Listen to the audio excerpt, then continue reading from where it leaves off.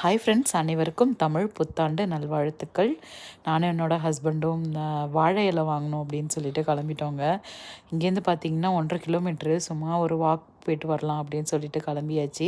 தமிழ் புத்தாண்டுக்கு நான் என்னென்ன செஞ்சேன் அப்படின்னு பார்த்தீங்கன்னா, ரைஸ் வந்துட்டு ரெடி பண்ணேன். அதுக்கப்புறம் பயறு கஞ்சி, அதுக்கப்புறம் சுண்டல் ரெடி பண்ணேன். அதுக்கப்புறம் சாம்பார், வெண்டைக்காய் சாம்பார், காலிஃப்ளவர் பகோடா போட்டேன். அதுக்கப்புறம் கடல வடை போட்டுட்டு, அதுக்கப்புறம் உருளைக்கிழங்கு வறுத்துருந்தேன்.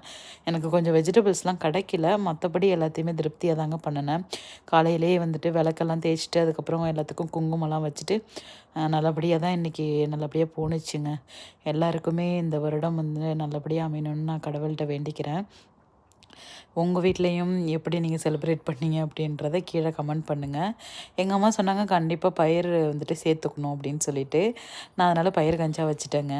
இந்த வீடியோ உங்களுக்கு பிடிச்சிருக்குன்னு நினைக்கிறேன். பிடிச்சிருந்ததுன்னா கண்டிப்பாக லைக் பண்ணுங்கள், ஷேர் பண்ணுங்கள், மறக்காமல் சப்ஸ்கிரைப் பண்ணுங்கள்.